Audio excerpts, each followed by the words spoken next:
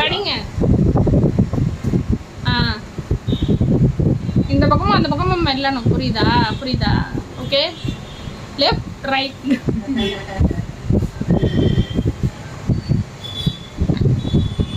ஏதாவது டிஸ்கம்ஃபர்ட்டா இருக்கா? ரெண்டு சைடு கடிக்கும். நார்மலா மெல்லுங்க அப்படி. இனிமேல் நிறைய கேட்பீங்களோ?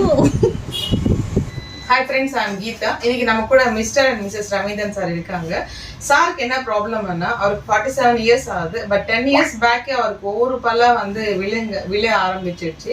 அப்போதுலேருந்து அவர் பல்லும் கட்டலை. அவர் வெறும் தடை கீழ்த்தடை வந்து பல்லே இல்லாம இருந்தாரு. இத்தனை நாள் அப்படியே தான் சாப்பிட்டுட்டு இருந்தாரு. மேல மட்டும் பல் இருந்தது, அது அங்கங்கதான் இருந்தது. கீழ்த்தாடு சுத்தமா இல்லை.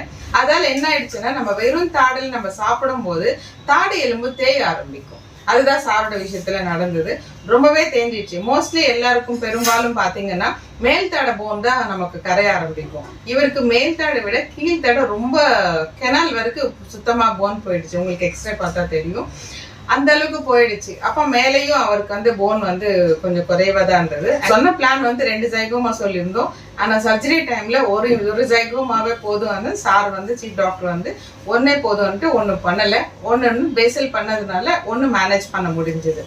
ஸோ அவருக்கு 4 நாள் ஃபுல்லா இம்ப்ளான்ட் பண்ணிட்டு மெஷர்மெண்ட் அது 1 by 1 பண்ணிட்டு 4th டே நம்ம கொடுத்துட்டோம். இன்னைக்கு வந்து 1 வீக் கழிச்சு செக்அப் பண்ணிருக்காங்க. அதே மாதிரி அவர் பாத்தீங்கன்னா நிறைய கொஸ்டின்ஸ், ஏன்னா அவர் நிறைய கன்சல்டேஷனுக்கு போயிருந்தாரு டென்டிஸ்ட் கிட்ட. நிறைய பேர் வந்து உங்களுக்கு பண்ணவே முடியாது, உங்களுக்கு சுத்தமா கீழ்த்தாடுலயே போன் இல்லை மேல்தாடுலயே போன் இல்லை அப்படின்னு சொன்னதுனால அவருக்கு ஒரு பெரிய டவுட். நம்ம யூடியூப் பார்த்தாரு, ஒரு கான்டென்ட் வந்ததா கூட அவருக்கு ஒரு சின்ன டவுட். அப்ப எல்லாரும் பண்ண முடியாது, நீங்க மட்டும் எப்படி பண்ண முடியும்னு சொல்றீங்க அப்படின்னு அவருக்கு ஒரு டவுட் இருந்துகிட்டே இருந்தது. அது ஃபுல்லாவே அவர் அவ்வளோ கொஸ்டின்ஸோட தான் வந்தாரு. ஸ்கிரிப்ட் ரெடியா வச்சுக்கிட்டு அப்பவும் நிறைய கொஸ்டின்ஸ் கேட்டாங்க. எல்லாத்துக்கும் நம்ம ஆன்சரும் பண்ணோம். அப்பமா அவருக்கு சாட்டிஸ்ஃபைடா இருந்தது கன்சல்டேஷன். அதுக்கப்புறமா வீட்டுக்கு போயிட்டு 2 days கழிச்சு கால் பண்ணாங்க. ஓகே, இன்னைக்கு சாரோட எக்ஸ்பீரியன்ஸ் நம்ம கேட்கலாம். சார் ப்ளீஸ் சார் சொல்லுங்க சார். ஃபஸ்ட்டு நான் ரொம்ப பயந்தேன். ஏன்னா பல்லுல என்ன பெயின் இருக்கிறதுனால பல்லுலாம் ரொம்ப பல்லு எல்லாமே எடுத்து தான் பண்ணோன்ட்டாங்க முதல்ல. ஸோ அதனால் எல்லா பொருளும் உண்டாக பண்ணிக்கலான்ட்டு நான் ரொம்ப நாளாக விட்டுட்டேன். கடைசியாக பார்க்கும்போது என்னால் ரொம்ப சாப்பிட முடியாமல் இருக்கப்போ தான் கன்சல்டிங் வேறு இடத்துல 2 இடத்துல பண்ணேன். அவங்க என்ன சொன்னாங்க, எனக்கு கீழோட எலும்பு ரொம்ப தேஞ்சிச்சு. ஸோ இனிமேல் வந்து உங்களுக்கு பல் செட்டு கட்ட முடியாது, கட்டினா கூட 2 இம்ப்ளான்ட் மாதிரி வச்சு பண்ணலாம். ஆனாலும் எப்படி சென்ட் இருக்குன்னு சொல்ல முடியாது. 2 மாதம் 1 மாதம் 2 மாதம் ட்ரீட்மெண்ட் ஆகும் சொன்னாங்க. ஸோ அதுக்கப்புறம் என்னென்னா, எனக்கு அவ்வளோ நாள் ஆகணும்னு எனக்கு கொஞ்சம் யோசனை இருந்தது. அதுக்கப்புறம் உங்களோட இந்த யூடியூப்பில் நான் பார்த்தேன். என்னோட கருத்து தான் அதுதான் சொன்னார். அதுக்கப்புறம் பார்த்தப்போ ரிவ்யூ நல்லா இருந்தது. சரி, நேரடியாக ஒரு கன்சல்டிங் வரலான்னு தான் இங்கே வந்தேன். வந்ததுக்கப்புறம் மேடம் கீதா மேடம் சொன்னதில் 4 days பண்ண முடியும், உங்களுக்கு பல்லை எடுத்து இம்மிடியேட்டாக வைக்கலாம், எந்த பிரச்சனையும் வராது, இந்த பல்ல ஆரம்பி இதுவும் ஆகிட்டோம் அப்படின்ற பெரிய நம்பிக்கை கொடுத்தாங்க. அது எனக்கு ரொம்ப கொஞ்சம் பயமாக தான் இருந்தது. நிறைய கேள்வி கேட்டிருப்பேன். ஏன்னா ஏற்கனவே பல்பு எல்லாமே 10 வருஷம் ஓட்டுறேன். இந்த ஒரு நாள் நல்லா நிறைய டவுட்ஸ் இருந்தது. அது 100 வருஷம் எந்த அளவுக்கு சாத்தியம். ஆனால் நீங்கள் சொன்ன வார்த்தை எனக்கு ரொம்ப நம்பிக்கை இருந்தது. 4 days பண்ண முடியும், ஃபியூச்சரில் ப்ராப்ளம் வராதுன்றதை நீங்கள் கேரண்டி அசூரன்ஸ் கொடுத்ததுனால அந்த நீங்கள் சொன்ன வார்த்தையில் எனக்கு நிறைய நம்பிக்கை வந்தது. ஸோ அதுக்கப்புறம் நான் வந்து ட்ரீட்மெண்ட் பண்ணேன். பார்க்கும்போது எனக்கு எந்த பெயின்லாம் இல்லை. பெயின் இருக்குமோன்னு ரொம்ப பயந்தேன். பெயின் எதுவுமே இல்லை. அதுக்கு இது பண்ணிவிட்டு பெயினே இல்லாமல் நல்ல ட்ரீட்மெண்ட் கொடுத்தீங்க. அதுக்கப்புறமா பெயின் இருக்குமோன்னு பார்த்தேன். மறுநாள் பார்த்தா எந்த பெயினுமே அந்த இம்ப்ளான்ட் வச்சதுக்கான எந்த ஒரு அதுக்கு பல்வலி இருக்கிற பெயினும் கூட எனக்கு இல்லை. மெயினாக அதை குறிப்பாக சொல்லணும். ஒரு பல் எடுத்தாலே என்ன ஒரு முன்னாடி பெயின் இருக்கும், அந்த பெயின் கூட இல்லை, நார்மலாக இருந்தது. அந்த டேப்லெட்லாம் கொடுத்ததுக்கப்புறம் இப்போ நார்மலாக அதுக்கப்புறம் இப்போ செக்கப் வந்தேன். இப்போ பல் எல்லாம் அளவெடுத்து மறுபடியெல்லாம் பண்ணிங்க. அதுக்கப்புறம் இப்போ நல்லா கம்ஃபர்டபுளாக இருக்குது. நார்மலாக எப்படி பல்லு இருக்குமோ அந்த மாதிரி இன்னைக்கு இருக்கு. நீங்க இனிமேல் சாப்பிட ஆரம்பிக்கலாங்க சார். காய்கறி இதெல்லாமே சாப்பிட ஆரம்பிங்க. நட்ஸ், இந்த முறுக்கு இது மட்டும் அவாய்ட் பண்ணுங்க ஒரு 3 மாசத்து வரைக்கும். ஏன்னா நம்ம சாப்பிட்டுதான் பல்லு கட்டணும். நீங்க காய்கறில இருந்து எல்லாமே சாப்பிடலாம். சிக்கன் மட்டன் கூட கொஞ்சம் நல்லா சாப்பிட்டா, இப்ப நார்மல் சாப்பிடுறது ஒரு 2 விசில் எக்ஸ்ட்ரா போட்டு நீங்க சாப்பிடலாம். அது சாப்பிடு. ஏன்னா இத்தனை வருஷம் நீங்க சாப்பிடாம மெயினா சொல்லணும். அந்த ஒரு பல்லு வச்சு நான் பட்ட வடிங்க பார்க்கும்போது இந்த பல்லு வச்சோம்னா பெரிய நம்பிக்கை வந்துருக்கு. மாதிரி பெரிய தேங்க்ஸ் சொல்லணும் உங்களுக்கு. அந்த அளவுக்கு பெயின் இல்லாமல் நீங்கள் ட்ரீட்மெண்ட் கொடுத்தது மெயினாக குறிப்பாக சொல்லணும். நான் ரொம்ப ரிஸ்க் இருக்குன்னு நினச்சேன். ஆனால் அந்த பயத்துக்கு எந்த இதுவுமே வேலை இல்லாத அளவுக்கு பயத்துக்கு 100க்கு 200% நல்ல சாட்டிஸ்ஃபேக்ஷனாக இருக்குது. ஆக்சுவலா மேம் தான் சொல்லணும். ஏன்னா முதல்ல நீங்க கான்ஃபிடென்ட் இல்லாம இருந்தப்போ இப்போ பல்லு கூடதப்ப இந்த 1 வீக்ல உங்களை அப்சர்வ் பண்ணது அவங்க தான் கிட்ட இருந்து. ஃபர்ஸ்ட் வந்து சீஃப்க்கு தேங்க்ஸ், பெரிய தேங்க்ஸ் சொல்லணும்ட்டு. ஏன்னா முடியவே முடியாதுன்னு சொல்லாங்க. 4 இடத்துல பார்த்துட்டோம், முடியாது. அதாவது செட்டு தான் போட முடியும், அதுவும் 1 மாசம் பல்ல ஆறணும் அப்படி இப்படின்னு சொல்லும் போது, ஏன்னா நம்ம ஹவுஸ் ஒய்ஃப் வீட்டுல இருந்துக்கலாம், 1 மாசம் இல்ல 2 மாசம் கூட ரெஸ்ட் எடுத்து பண்ணலாம். ஆனா அவங்களுக்கு அந்த மாதிரியும் பண்ண முடியாது. பல்லு இல்லாம 1 மாசம் எப்படி சாப்பிடுறது, எவ்வளவோ பிரச்சனை, இதெல்லாம் யோசிச்சோம். ஆனா இங்க வந்ததுக்கு கீதா மேம் பார்த்து சொன்னாங்கன்னு அவர் வந்து சொன்னாரு. இருந்தாலும் ஒரு மனசுல ஒரு பயம், 4 நாள்ல எப்படி, ஏன்னா பண்ணவே முடியாதுன்றத பண்றேன்னு சொல்றேன். அதனால ஃபர்ஸ்ட் சீஃப்க்கு தான் தேங்க்ஸ் சொல்லணும். இப்போ இவரோட ஸ்மைல பாக்குறேன்.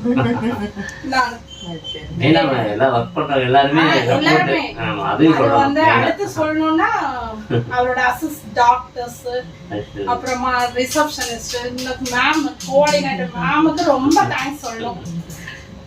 ஒரு ஹாஸ்பிட்டல் மாதிரியே இது இல்ல. ஃபர்ஸ்ட் ஏன்னா ஃபர்ஸ்ட் சொல்லணும்னா இது ஒரு ஹாஸ்பிட்டல் மாதிரியே இல்ல. நல்ல ஒரு ஃப்ரெண்ட்லி ட்ரீட்மெண்ட் கொடுக்குறாங்க. அதுக்கு அடுத்து தேங்க்ஸ் சொல்லணும்னா பெஸ்ட் டென்டல் கேர் லேபுக்கு சொல்லணும்.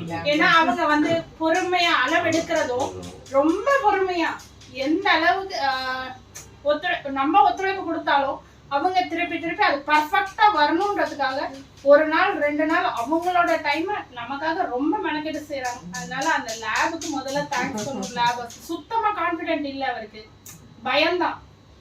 ஏற்கனவே ஒரு தடவை இந்த மாதிரி பல்லு இல்ல, அந்த காம்ப்ளெக்ஸே அவருக்கு இருந்துட்டே இருந்தது. ஸோ கான்பிடென்ட்ன்றது இல்ல. நமக்கு வச்சா என்ன ஆகுமோ, வச்சா சரியா இருக்குமோ, இப்படி எல்லாம் ஃபீல் பண்ணிட்டே இருக்கும்போது இங்க வந்து இப்போ 1 வாரமா வச்சிருக்கு. பல்லு வச்ச உடனே அவர் வந்து இன்னும் ஹாப்பியா தான் இருக்காரு. அது பார்க்கவே ரொம்ப சந்தோஷம். முன்னாடி இருந்ததை விட இப்போ கான்பிடென்ட் கூடி இருக்கு. அவரால இதை பண்ண முடியும், நம்ம அடுத்து என்ன பண்ண முடியும் அப்படின்ற மாதிரி ஒரு கான்பிடென்ட் கூடி, அந்த காம்ப்ளெக்ஸ் போயிடுச்சு. மெயினா பல்லு இப்படி இருக்கு அப்படி இருக்குன்னு சொல்லி அந்த ஃபீல் இல்ல எங்களுக்கு. அதே ஃபுல் எப்படி வார்த்தை இல்ல எக்ஸைட்மெண்ட் சொல்றதுக்கு. அதே மாதிரி இங்க வேலை பாக்குறவங்க எல்லாருமே, டாக்டர்ஸோ ரிசப்ஷனிஸ்ட் யாரா இருந்தாலும் இதான் என்னோட வேலை அப்படி கிடையாது. எல்லாருமே இந்த வேலை அந்த வேலை இல்லாம எல்லாருமே அதே மாதிரி வர அட்டெண்டர்ஸையும் நல்லா கவனிச்சுக்கிறாங்க. வேற ஹாஸ்பிட்டல்ல இது கிடைக்குமான்னு தெரியல, ரொம்ப ஹாப்பியா. அதாவது நம்மளுக்கு நேரம் போக தெரியாத மாதிரி வெளியில எவ்வளவு வெயிட் பண்ணாலும் நம்மளையும் ஹாப்பியா வச்சுக்கிறாங்க. அதுக்காகவே வரலாம் ஹாஸ்பிட்டலுக்கு. ரொம்ப ரொம்ப ரொம்ப ரொம்ப thanks ma'am. First of all ஏன்னா நீங்க வந்து உங்களோட கான்ஃபிடென்ட்ல தான் நான் சொன்னேன், உங்களை நான் பார்க்க கூட இல்ல, நான் ட்ரீட்மெண்ட்டுக்கு தான் ஸ்ட்ரைட்டா வந்தேன். ஆனாலும் அந்த 5 ஹவர்ஸ்ல எல்லாமே பண்ணி அனுப்பிச்சிட்டாங்க. 4 நாள்ல எல்லாம் ஒரு மேஜிக் தான். அதனால சின்னமணி ஹாஸ்பிட்டலுக்கு பெரிய தேங்க்ஸ் சொன்னாங்க. எப்பயுமே தேங்க்ஸ் சொன்னாங்க. அதே மாதிரி சார் வந்து சொன்னேன் இல்லைங்களா, அவருக்கு மெயின் வந்து பெயின் தான். பயம் வந்து பண்ணணும்னு நினைச்சா கூட அவருக்கு வலிக்குமா பயம் இருந்தது. அதுலதான் அவர் பயங்கரம் பயந்தது. அதுக்குதான் மெயின். 5 வருஷம் அவங்க டிலே பண்ணதுக்கு இதுவும் ஒரு காரணம் இருக்கலாம், வலி இருக்கும்ன்றது கூட. எல்லாரும் டென்டல் முதல்ல பாத்துடுங்க, சின்னதுலயே பாத்துட்டீங்கன்னா உங்களுக்கு நல்லது. ஏன்னா நாங்க இவ்வளவு சிவியரா வந்து சரியாயிடுச்சு, அதுக்காக எல்லாரும் சிவியர் ஆக்கிட்டு வர வேண்டாம் இல்லையா. அதனால என்ன ஒரு விஷயம்னாலும் ஃபர்ஸ்ட் பல்லுதான் நமக்கு மெயின். சொன்ன மாதிரி உங்களோட வார்த்தை நான் நேர பார்க்கலன்னா கூட சொன்ன வார்த்தை இவர் சொன்னாரு, நான் அங்கதான் பண்ணுவேன். ஏன்னா அவங்க அந்த அளவுக்கு கான்பிடென்டா சொன்னாங்க. வேற எங்கேயுமே சொல்லல மேம், வேற எங்கேயுமே சொல்லவே இல்லை. சொன்னது நிறைவேற்றிட்டா நினைக்கிறேன். அதுதான் சொன்ன நிறைவேற்றுறதுக்கு நான் தேங்க்ஸ் சொல்றேன். என்ன சொன்னீங்களோ அதுதான். சரிங்க, ரொம்ப நன்றி. Thank you so much ma'am. Thank you.